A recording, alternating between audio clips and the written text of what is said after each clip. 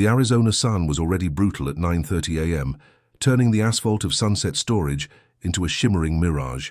I adjusted my worn baseball cap and took a long drink from my water bottle, watching the small crowd gather around Unit 156. After 12 years in this business, I'd learned that hydration and patience were the keys to survival in the storage auction game. My name is Jasper Kellerman, and I make my living buying abandoned storage units in Tucson. It's not the most conventional career path, but it's been good to me. Some days you find nothing but old clothes and broken dreams. Other days you hit something that makes the whole year worthwhile. Today felt different, though. The energy around the unit was tense, almost electric. "Morning, Jasper," called out Rosa, a middle-aged woman who specialized in vintage clothing and jewelry. She'd been doing this almost as long as I had. "You feeling lucky today?" "Always am," I replied with a grin, though my attention was fixed on the unit's metal door. Something about this one had caught my eye when I'd driven through earlier to scout the lots. Unit 156 was tucked away in the back corner of the facility, away from the main traffic areas, the kind of place someone would choose if they wanted privacy. Danny Morrison, the facility manager, checked his clipboard and addressed the crowd of about 25 people. "All right, folks, this is Unit 156, belonged to a Gerald Hoffman. Rent was $165 monthly, and it's been abandoned for 16 months. We've had no contact with the renter or any emergency contacts." I moved closer as Danny cut through the thick padlock with his bolt cutters. The mechanism snapped with a sharp crack that echoed off the concrete walls. My heart rate picked up slightly, that old familiar rush before the big reveal. The door rolled up with a metallic screech, and sunlight flooded into the 10x15 space. At first glance, it looked like a typical abandoned unit. Cardboard boxes were stacked neatly against the left wall, each one carefully labeled with black marker. A few pieces of furniture sat covered with old bedsheets, what looked like a dresser, maybe a small table. Christmas decorations were piled in one corner, and I could see the edge of some framed pictures leaning against the wall. But it was the back corner that made me pause. Hidden partially behind a blue tarp was something large and rectangular. From the angle I was standing, I couldn't make out exactly what it was, but its size and shape were distinctive, industrial-looking. "Bidding starts at $40, Danny announced. "40, immediately called out Jimmy, a young guy who'd started coming to these auctions about 6 months ago. He always bid aggressively and usually lost money. "60, Rosa countered. I stayed quiet, studying the unit more carefully. The boxes were labeled with things like kitchen items, photo albums, winter clothes. Everything looked organized, methodical. This wasn't someone who had abandoned their belongings carelessly. This was someone who had planned to come back. $80, shouted Pete, an older man who flipped electronics and tools. The tarp in the back corner moved slightly in the desert breeze that swept through the facility. For just a moment, I caught a glimpse of white metal underneath, smooth, clean lines that looked almost medical or commercial in nature. 100, I called out, my voice cutting through the chatter. The crowd turned to look at me. After 12 years, I'd earned a reputation for knowing which units were worth pursuing. My bid seemed to make everyone else take the unit more seriously. 120, Jimmy shot back immediately. 150, Rosa jumped in. I waited, letting them drive the price up a bit more. The truth was, even without knowing what was under that tarp, the visible contents could easily justify a $300, $400 investment.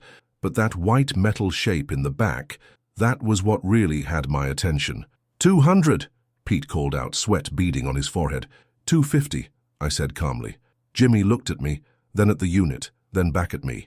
His jaw tightened with frustration. 270, I could see the desperation in his eyes. He wanted this unit badly, but he was bidding with emotion instead of logic. That's how you go broke in this business. 300, I stated firmly. The crowd fell silent for a moment. 300 was getting into serious money for a unit this size. Rosa shook her head and stepped back. Pete wiped his brow and did the same. Jimmy looked like he was about to say something, then seemed to deflate. Going once, going twice. Danny looked around the group. Sold to Jasper Kellerman for $300. As I walked up to pay Danny, my hands were steadier than my heartbeat. Something about that tarp, that glimpse of white metal, had triggered an instinct I'd learned to trust over the years. You sure know how to pick 'em, Jasper, Rosa said as she passed by. Hope there's something good under that tarp.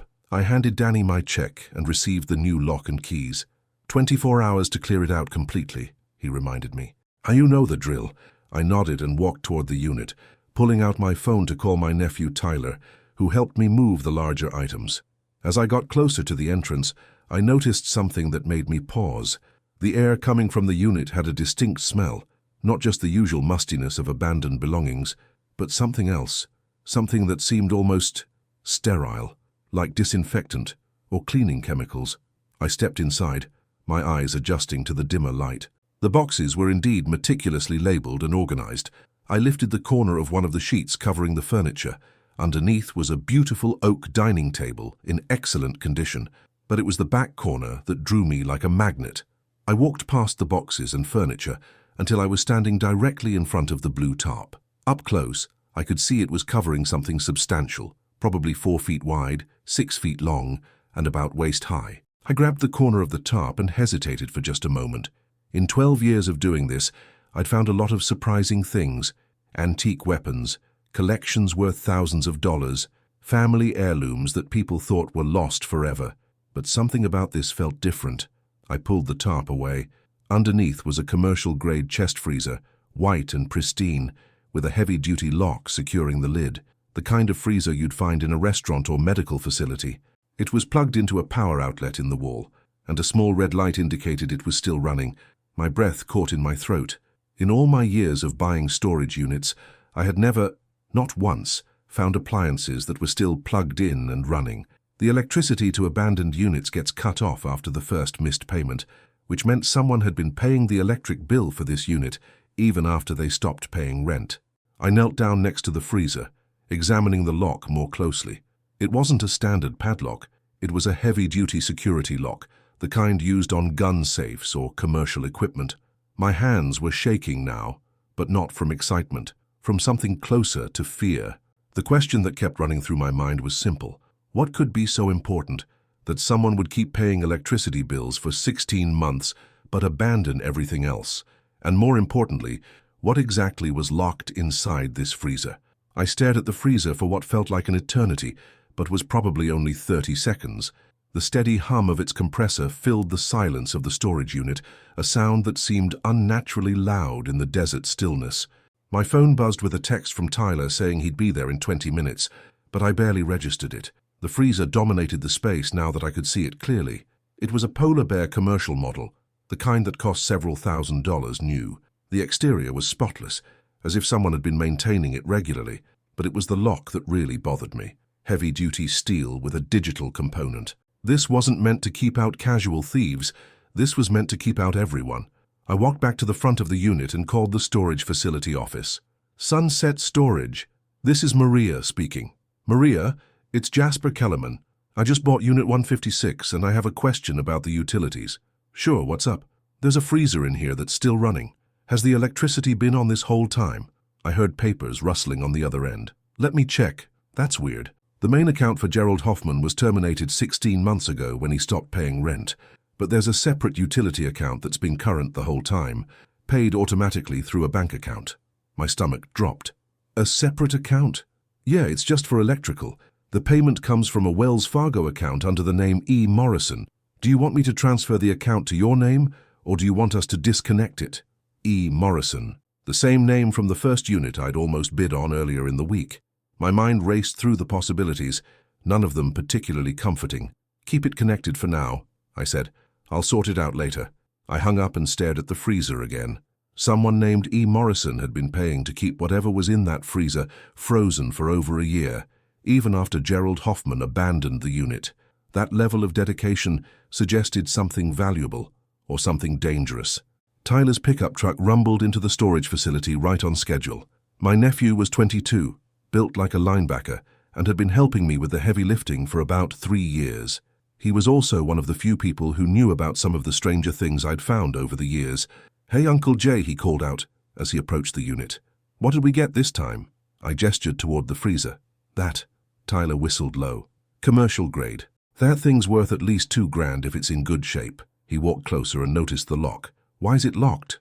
"That's the million-dollar question." I filled him in on what I'd learned about the electricity and the mysterious E. Morrison. Tyler's expression grew more serious as I talked. "So someone's been paying to keep this thing frozen for over a year, but they let the rent lapse on the storage unit?" he asked. "Exactly. Tyler examined the lock more closely. This is serious hardware, military or law enforcement grade. You'd need specialized tools to cut through this without damaging whatever's inside. I'd reached the same conclusion. I know a guy who might be able to help with that. But first, I want to go through the rest of the stuff and see what we can learn about Gerald Hoffman and E. Morrison.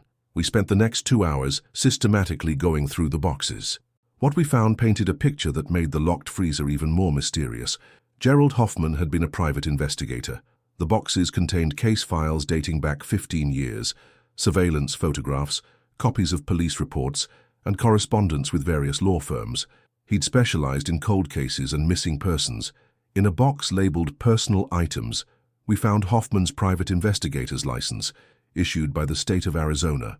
It had expired 8 months before he abandoned the storage unit. There were also several newspaper clippings about unsolved murders and disappearances in the Southwest. But it was in the box labeled EM Confidential that we struck gold. Inside were dozens of files related to a single case, the disappearance of Elena Morrison, a 28-year-old graduate student who had vanished from the University of Arizona campus in 2003. The files were exhaustive. Witness statements, police reports, campus security footage stills, financial records, and phone logs. Elena Morrison, Tyler said, reading over my shoulder. EM, think that's our electricity payer? I flipped through more documents. Can't be. She disappeared 22 years ago, but look at this. I held up a bank statement from Wells Fargo. The account holder was listed as E. Morrison Estate Trust, and it had been making automatic payments of $45 monthly to Sunset Storage for electrical service. An estate trust, Tyler murmured. Someone set up a trust to keep paying for electricity. But why? Before I could answer, my phone rang. The caller ID showed a number I didn't recognize, but something made me answer it. Jasper Kellerman. Mr. Kellerman, my name is Detective Sarah Chen with the Tucson Police Department. I understand you purchased Storage Unit 156 from Sunset Storage this morning. My blood went cold. How did you... Storage facilities are required to report certain purchases to local law enforcement, especially when the units contain materials related to ongoing investigations. I'd like to meet with you this afternoon to discuss the contents of that unit. I looked at Tyler, who had gone pale. What kind of ongoing investigation? The kind that involves a locked freezer that's been the subject of a search warrant we've been trying to serve for the past 18 months. The problem is, we could never locate the unit's owner to gain access. Until now. My hands were shaking as I held the phone. Detective, I'm just a guy who buys storage units. I don't know anything about any investigation. I'm sure you don't, Mr. Kellerman. But you now own evidence in a homicide case that's been active for over 2 decades. I'll be there in 30 minutes. Please don't touch anything else until I arrive. The line went dead. I stared at Tyler, my mind reeling. A homicide case. 2 decades. The locked freezer suddenly felt less like a treasure and more like a ticking bomb. Uncle Jay, Tyler said quietly, what do you think is in that freezer? I looked back at the pristine white box, still humming quietly in the corner. The question I'd been avoiding finally crystallized in my mind with horrible clarity. I don't think it's what's in the freezer, Tyler. I think it's who. Detective Sarah Chen arrived exactly 30 minutes later, accompanied by 2 uniformed officers and a crime scene technician. She was younger than I'd expected from her voice, maybe mid-30s, with sharp eyes that seemed to catalogue everything in the storage unit within seconds of arriving. Mr. Kellerman? She extended her hand. Thank you for waiting. I shook her hand, noticing how firm her grip was. Detective, I have to ask, am I in some kind of trouble here? Not at all. You're actually helping us solve a case that's been cold for a very long time. She looked past me toward the freezer. Is that it? Yeah. It's been running this whole time. Someone's been paying the electric bill through a trust account. Detective Chen walked closer to the freezer, pulling on latex gloves. The E. Morrison Estate Trust. We've been trying to track that for almost 2 years. Tyler stepped forward. Detective, we found a bunch of files about Elena Morrison's disappearance. Was she related to whoever set up the trust? Chen paused in her examination of the lock. Elena Morrison was Gerald Hoffman's daughter. The words hit me like a physical blow. I sank down onto one of the covered chairs, trying to process what I'd just heard. His daughter, I managed to say. Eleanor Morrison kept her mother's maiden name when her parents divorced. Gerald Hoffman spent the last 20 years of his life trying to find out what happened to her. When she disappeared in 2003, the official investigation went cold after 6 months. Gerald never gave up. Chen knelt next to the freezer, examining the lock with a magnifying glass. "This is a military-grade security lock, the kind used to secure classified materials. Gerald must have installed it." "But why keep it frozen?" Tyler asked. "If Elena disappeared 22 years ago, because Gerald found something," Chen said quietly. "About 18 months ago, he contacted our department claiming he had physical evidence that would identify Elena's killer. He said he needed time to verify some details, but that he would bring us everything within a month." I felt sick to my stomach. But he never did. Gerald Hoffman died of a heart attack in his apartment 17 months ago. We found his body 3 days later. By the time we got a search warrant for his storage units, this one had already been abandoned, and we couldn't locate it. The crime scene technician had been working on the lock while Chen spoke. "Detective, this is going to take some specialized equipment. The lock has both physical and electronic components. If I try to force it, I might destroy whatever's inside." Chen stood up and dusted off her knees. "How long to get the right equipment?" 4 hours, maybe 5. I found my voice. "Detective, what exactly do you think is in there?" Chen looked at me for a long moment, as if deciding how much to tell me. Gerald's final communication to our department was an email sent 3 days before he died. It contained a single sentence. "The freezer contains Elena's DNA and her killer's fingerprints." The storage unit fell silent except for the steady hum of the freezer. Tyler sat down heavily on one of the boxes. "DNA and fingerprints," I repeated, "after 22 years. If they've been properly preserved at the right temperature, yes.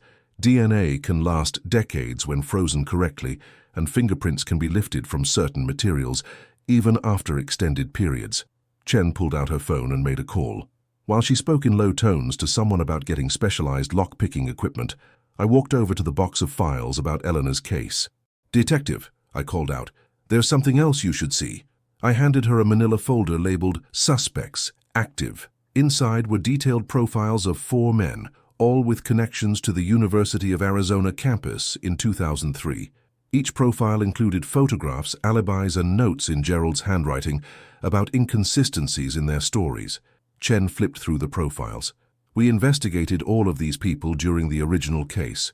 No solid evidence against any of them. Look at the dates on Gerald's notes," I said. She looked more closely.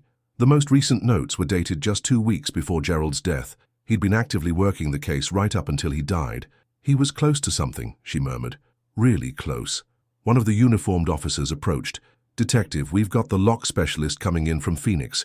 ETA is about 4 hours. Chen nodded and turned back to me. "Mr. Kellerman, I need you to understand something. When we open that freezer, we might find evidence that leads to charges being filed against someone who's been walking free for over 2 decades. That person might not want that evidence to see daylight." "Meaning what?" "Meaning your purchase of this storage unit might have put you in danger. Gerald Hoffman spent years looking over his shoulder, and now you've inherited whatever he found." Tyler stood up quickly. "Uncle Jay, maybe we should just walk away from this. Give the detective the key and let the police handle it." I looked around the storage unit, at the boxes of files representing years of Gerald's desperate search for answers, at the freezer that had been faithfully preserved by a trust set up by a grieving father, at the case files that documented a daughter who had simply vanished one night and never came home. "No," I said finally. "Gerald Hoffman spent 20 years trying to get justice for his daughter. The least I can do is see it through." Chen studied my face. "Are you sure? Once that freezer is opened, there's no going back. If what's inside is what we think it is, you'll be connected to this case as long as it takes to resolve." I thought about Elena Morrison, a 28-year-old graduate student who had disappeared on a Tuesday night in September 2003. I thought about her father, who had spent the rest of his life searching for answers, who had died still fighting for justice. I thought about the mysterious E. Morrison Estate Trust, set up specifically to preserve whatever was in that freezer until someone could find it. "Detective," I said, "Eleanor Morrison has been waiting 22 years for someone to open that freezer. I'm not going to make her wait any longer." Chen nodded slowly. "All right, but I'm going to need both of you to make official statements, and I'm assigning a patrol unit to keep an eye on your homes until we know what we're dealing with."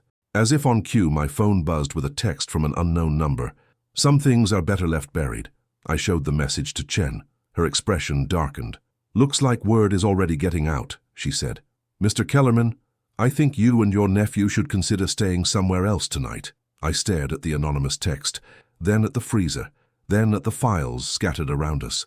22 years ago, Elena Morrison had walked into the darkness and never came back. But her father had never stopped believing that someday, someone would find the truth. Today was that day. The lock specialist from Phoenix arrived at 3:47 p.m. His name was Marcus Webb, a former military explosives expert who now worked with law enforcement agencies across the Southwest. He took one look at the freezer's security system and whistled appreciatively.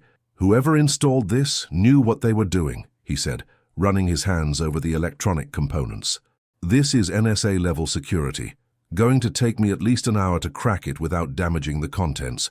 Detective Chen had cordoned off the storage unit with crime scene tape, and 3 additional officers had joined us. The small space felt crowded and tense. Tyler and I sat on folding chairs they'd brought from the facility office, watching Webb work with an array of specialized tools. "Mr. Kellerman," Chen said, "I've been going through Gerald's files while we waited. There's something I need to ask you about." She held up a folder labeled JK Contact Log. My blood ran cold. "JK?" "Jasper Kellerman. Gerald had been tracking your storage unit purchases for the past 6 months. He knew which auctions you attended, which units you bought, even your typical bidding patterns." I stared at the folder, unable to speak. "Why would a private investigator be monitoring your activities?" Chen asked. I have no idea." Chen opened the folder and showed me pages of handwritten notes. Gerald had documented every auction I'd attended since February, including detailed descriptions of what I'd purchased and for how much. "Look at this entry from 3 weeks ago," she said, pointing to a specific note. JK attended Sunrise Storage Auction, passed on Unit 89, Electronics, and 112, Furniture. Only interested in unusual units. Suspect he has good instincts for valuable finds. "He was studying me," I said quietly. "It gets stranger. Look at this note from last week. JK has reputation for discretion with unusual discoveries. Never reports findings to media or police unless legally required. Could be ideal candidate for Unit 156. Tyler leaned forward. "You think Gerald Hoffman arranged for Uncle Jay to buy this unit?" "I think Gerald Hoffman spent months researching storage unit buyers in the area, looking for someone who would handle his discovery responsibly. Someone who wouldn't just throw away what looked like junk, but who also wouldn't sensationalize it for publicity." Webb called out from the freezer. "I'm through the electronic lock. Just need another 10 minutes for the physical components." Chen closed the folder. "Mr. Kellerman, Gerald chose you specifically. The question is, did someone else know about his plan?" Before I could answer, her phone rang. She stepped away to take the call, speaking in low, urgent tones. When she returned, her expression was grim. "That was the Phoenix PD. Elena Morrison's mother was found dead in her apartment this morning. Apparent suicide, but they're treating it as suspicious." "Her mother?" I felt like the ground was shifting beneath me. "After 22 years, she dies the same day we find the freezer." Margaret Morrison had been in declining mental health since Elena's disappearance, but according to her neighbors, she'd been acting strangely for the past week, talking about finally getting closure, saying Elena could rest in peace soon. Webb stood up from the freezer. "I'm ready. Detective, you want to do the honors?" The storage unit fell silent, except for the distant hum of traffic from the road outside. Chen pulled on fresh latex gloves and positioned herself at the freezer's lid. "Everyone needs to step back. We don't know what we're going to find." She lifted the lid slowly. The first thing that hit us was the smell, not of decay but of industrial cleaning products and preservatives. The interior of the freezer was divided into sections with custom-built compartments, each one labeled with dates and case numbers.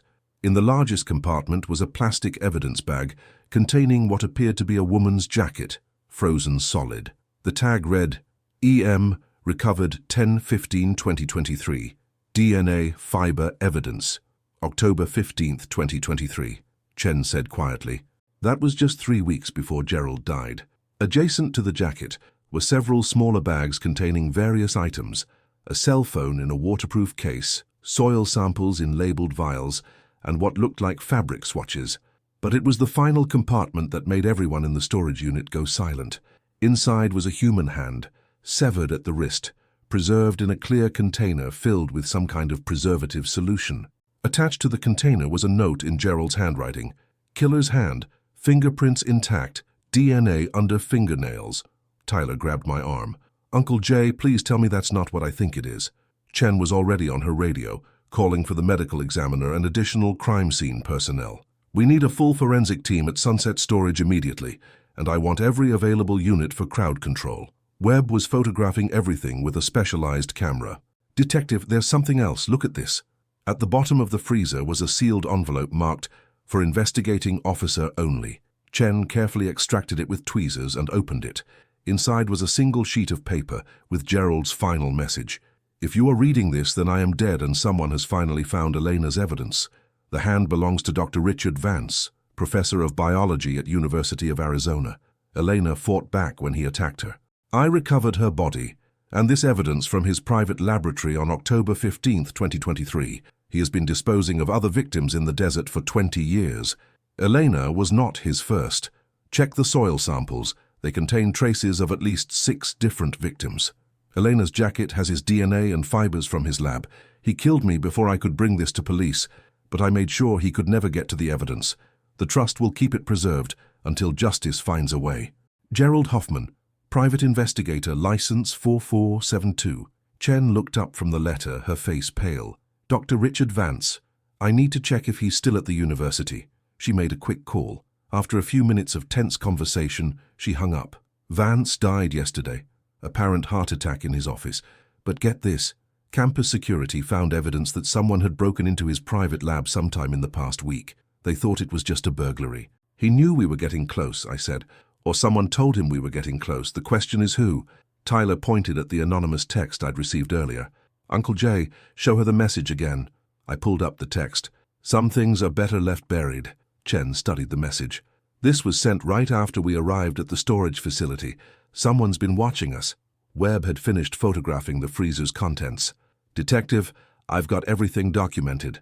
You want me to start processing the evidence? No, we're moving everything to the lab immediately. This scene is compromised. Too many people know about it now. As the forensics team began carefully removing items from the freezer, Chen pulled me aside. Mr. Kellerman, Gerald Hoffman set all of this in motion specifically so you would find this evidence. But someone killed him to keep it secret, and they killed Elena's mother today to tie up loose ends. You're now the only link between Gerald's investigation and this evidence. What are you saying? I'm saying you need to disappear for a while. Until we can process everything and make arrests, you and your nephew are targets. I looked at Tyler, who was staring at the evidence bags being loaded into a police van. He was only 22 years old, and I dragged him into something that had gotten at least 3 people killed. Detective, I said, how many more victims do you think there are? Chen looked at the soil samples being carefully packaged.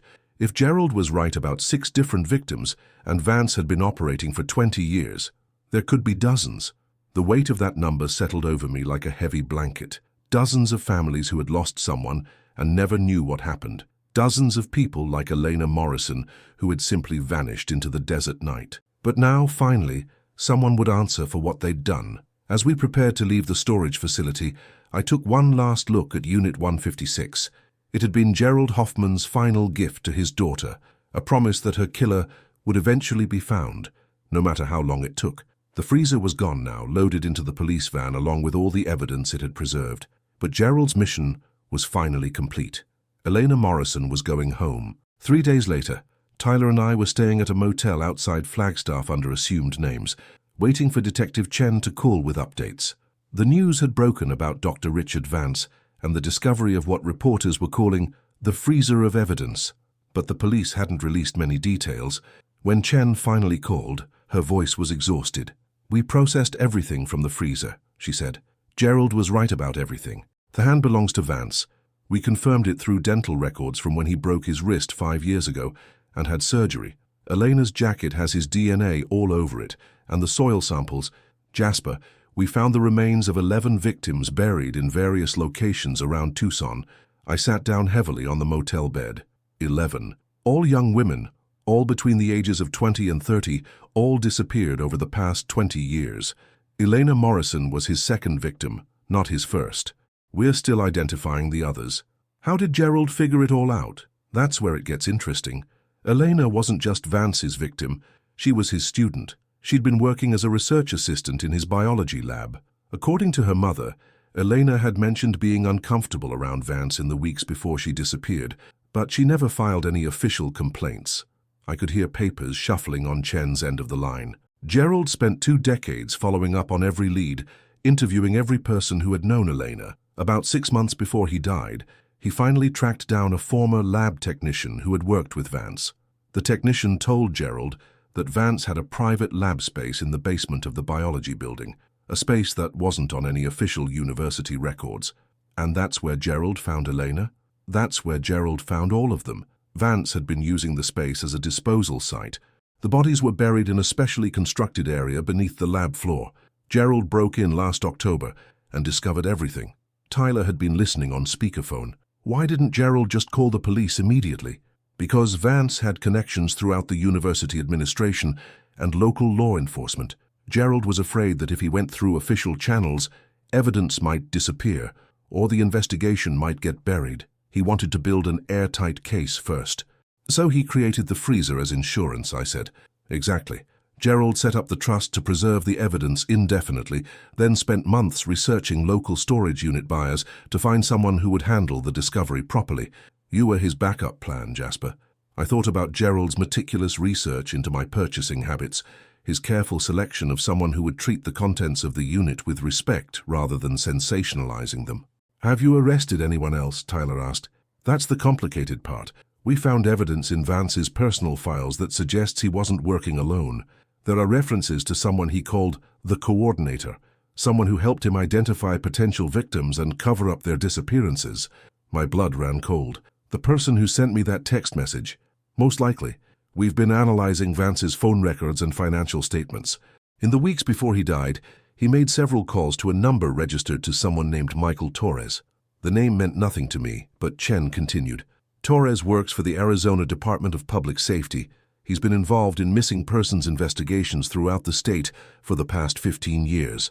We think he's been feeding information to Vance about young women who fit a certain profile. Students, transients, people whose disappearances might not be immediately investigated thoroughly. A police officer, I said quietly. That's how they got away with it for so long. Torres is in custody as of this morning, but here's what worries me.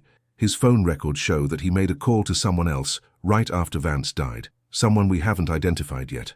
Meaning there might be more people involved. Or meaning Torres warned someone else who might come after you for exposing the whole operation. I looked out the motel window at the parking lot, checking for any vehicles that might have been there too long. The paranoia was exhausting, but it was keeping us alive. Detective, when can we go home? Tomorrow, hopefully. We're making arrests throughout the day, and we've got protection details arranged for both of you. But there's something else you need to know. Chen's voice became even more serious, if that was possible. Elena's mother didn't commit suicide. The Phoenix PD found evidence that she was murdered. Someone forced her to write the suicide note. Tyler and I exchanged glances. Who would want to kill her after all these years? We think she was killed because she knew about Gerald's plan. We found emails between them from the weeks before he died. Margaret Morrison was the only person who knew Gerald had found Elena's remains and was planning to expose Vance. So they killed her to keep her quiet. But they were too late. The evidence was already preserved in the freezer, and Gerald had already arranged for you to find it. I thought about Margaret Morrison, a mother who had spent 22 years wondering what had happened to her daughter, finally learning the truth, only to be murdered to keep it secret. Detective, how many people do you think were involved in this cover-up? We're not sure yet, but based on the scope of the operation and the length of time it went undetected, we're looking at a minimum of 4 or 5 people in positions of authority. University administrators who looked the other way, police officers who buried investigations, maybe even medical examiners who falsified reports. The implications were staggering. An entire network of corruption that had allowed a serial killer to operate for 2 decades. There's one more thing, Chen said. Gerald left something else for you. For me. In his apartment, we found a sealed envelope with your name on it. His landlord said Gerald gave it to him months ago with instructions to mail it if anything happened to him. It arrived at your house yesterday. What's in it? I don't know. We're not authorized to open your personal mail, but I suspect it's Gerald's way of thanking you for finishing what he started. After we hung up, Tyler and I sat in silence for a while. Tomorrow we would go home and try to return to normal life, but we both knew that nothing would ever be quite the same. We had become part of something larger than ourselves, a story of justice delayed but not denied, of a father's love that transcended death, and of victims who finally had voices. Uncle Jay, Tyler said quietly, do you think Gerald knew he was going to die? I considered the question. Gerald had spent months setting up the trust. researching buyers, and preparing contingencies. He had written detailed instructions and preserved evidence with the kind of care that suggested he knew time was running out. "I think Gerald knew he was in danger," I said finally, "but I also think he knew that Eleanor deserved justice, no matter what it cost him." That night, I dreamed about Storage Unit 156, but in my dream it wasn't filled with boxes and furniture. It was filled with light, and a young woman in a biology lab coat was finally walking toward the door. Elena Morrison was going home. 6 months later, I sat in a Tucson courthouse watching Michael Torres receive a life sentence for his role in what the media had dubbed the desert disappearances. It was the final day of trials that had captivated the nation and exposed a corruption network that reached into the highest levels of Arizona's law enforcement and university systems. The letter from Gerald Hoffman had been waiting for me when Tyler and I returned from Flagstaff. Inside was a simple handwritten note. "Mr. Kellerman, if you are reading this, then Elena has finally been found. Thank you for being the person I hoped you would be. The reward money is yours. Elena would have wanted it to help other families find their missing loved ones. Gerald Hoffman." Attached to the letter was information about a $50,000 reward that had been offered years ago for information leading to Elena's discovery. Gerald had arranged for it to be transferred to me upon the resolution of her case, but more than the money, Gerald had given me a purpose I'd never expected. The Hoffman-Morrison Foundation, which I'd established with Tyler's help, had already assisted 12 families in their searches for missing relatives. We worked with private investigators, law enforcement agencies, and search and rescue teams to follow leads that might otherwise go cold. Detective Chen, who had been promoted to lieutenant after the successful prosecution of the desert disappearances case, served on our advisory board. She walked over as the courtroom began to empty. "How does it feel?" she asked. "Like Elena can finally rest," I said. The trials had revealed the full scope of Richard Vance's crimes. Over 21 years he had murdered 14 young women, with Torres and 3 other accomplices helping to identify victims and cover up the investigations. The corruption network had included 2 university administrators, a medical examiner, and a records clerk who had systematically destroyed evidence. "The families are finally getting closure," Chen said. "That's what matters." I thought about the families I'd met during the trials, parents who had spent decades wondering what happened to their daughters, siblings who had never given up hope, friends who had carried guilt for not doing more to protect their loved ones. Gerald's discovery hadn't just solved Elena's case. It had brought peace to dozens of people who had been living with unresolved grief for years. Tyler joined us as we walked out of the courthouse. He had changed over the past 6 months, grown more serious, more focused. The experience of finding the freezer had given him a sense of purpose too. He was starting community college in the fall, planning to study criminal justice. "Uncle Jay, there's something I want to show you," he said, pulling out his phone. On the screen was an email from a woman in New Mexico whose sister had disappeared 3 years ago. The police had classified it as a voluntary missing person case, but the family was convinced something had happened to her. "She heard about the foundation," Tyler explained. "Wants to know if we can help." I looked at the email, then at Chen, then back at Tyler. 6 months ago, I was just a guy who bought abandoned storage units to make a living. Now I was part of something that helped families find answers when official channels failed them. "Set up a meeting," I said.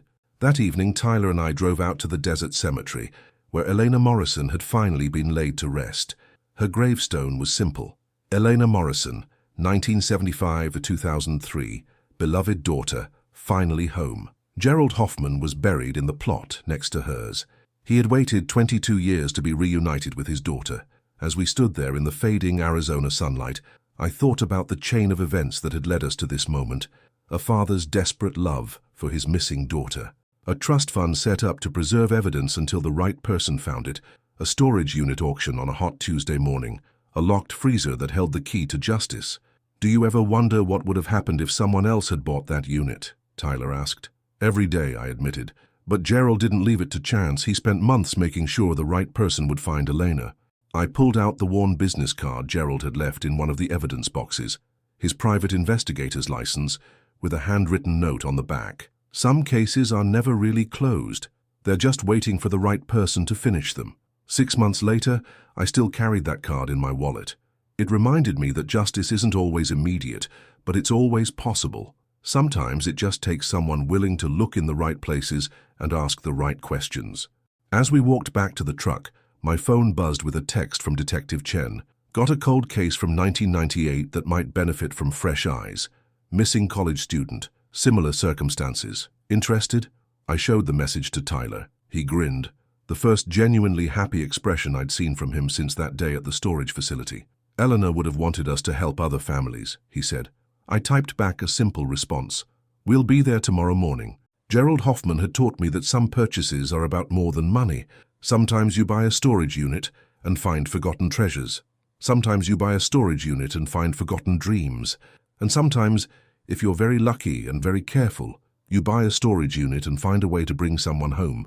As we drove back toward Tucson, the lights of the city spread out before us like stars. Somewhere out there, other families were still searching for answers, still hoping for closure, still believing that someday someone would care enough to look in the right place at the right time.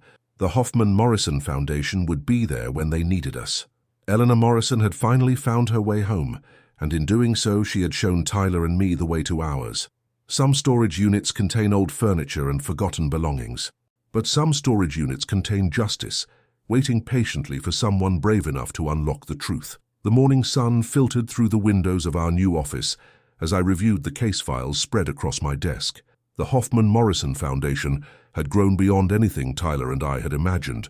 We now had a staff of 6, including 2 retired detectives and a forensic accountant who specialized in tracking financial records related to missing persons cases. On the wall behind my desk hung a framed photograph of Elena Morrison from her university ID, next to Gerald Hoffman's private investigator license. Below them was a plaque that read, "In memory of those who never stopped searching, and in honor of those who refused to let them be forgotten."